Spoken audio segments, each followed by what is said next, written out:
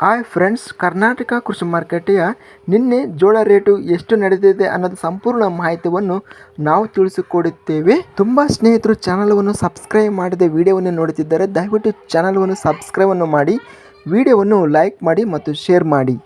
ಜೋಳದ ಬೆಲೆಗಳ ವಿವರಗಳು.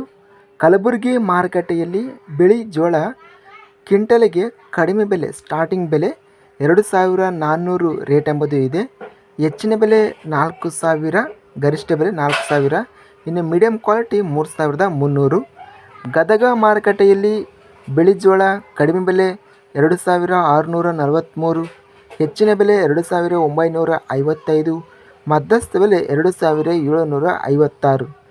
ಬಳ್ಳಾರಿ ಮಾರುಕಟ್ಟೆಯಲ್ಲಿ ಸ್ಥಳೀಯ ಜೋಳ ಕಡಿಮೆ ಬೆಲೆ 2,006, ಹೆಚ್ಚಿನ ಬೆಲೆ 2,537, ಮಧ್ಯಸ್ಥ ಬೆಲೆ 2,150.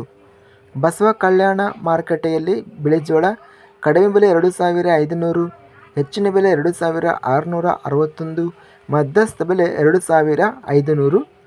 ಬೀದರ್ ಮಾರುಕಟ್ಟೆಯಲ್ಲಿ ಬಿಳಿ ಜೋಳ ಕ್ವಿಂಟಲಿಗೆ ಕಡಿಮೆ ಬೆಲೆ 3,000, ಹೆಚ್ಚಿನ ಬೆಲೆ 4,000, ಇನ್ನು ಮೀಡಿಯಂ ಕ್ವಾಲಿಟಿ 3,500.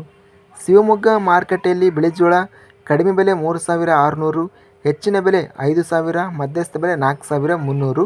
ಹುಬ್ಬಳ್ಳಿ ಮಾರುಕಟ್ಟೆಯಲ್ಲಿ ಬಿಳಿ ಜೋಳ ಬಂದು ಕಡಿಮೆ ಬೆಲೆ 2,070, ಹೆಚ್ಚಿನ ಬೆಲೆ 2,730, ಇನ್ನು ಮೀಡಿಯಂ ಕ್ವಾಲಿಟಿ ಬಂದು 2,506.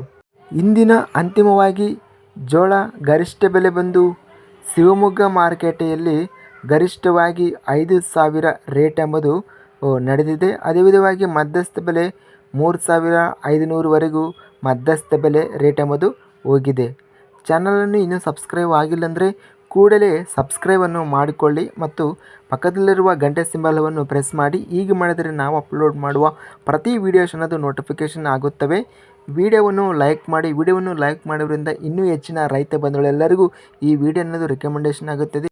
ಈ ವಿಡಿಯೋವನ್ನು ಸ್ನೇಹಿತರಿಗೆ ಮತ್ತು ರೈತ ಬಂಧುವರಿಗೆ ಎಲ್ಲರಿಗೂ ಆದಷ್ಟು ವಿಡಿಯೋವನ್ನು ಶೇರ್ ಮಾಡಿ. ಧನ್ಯವಾದಗಳು. ಜೈ ಜವಾನ್ ಜೈ ಕಿಸಾನ್.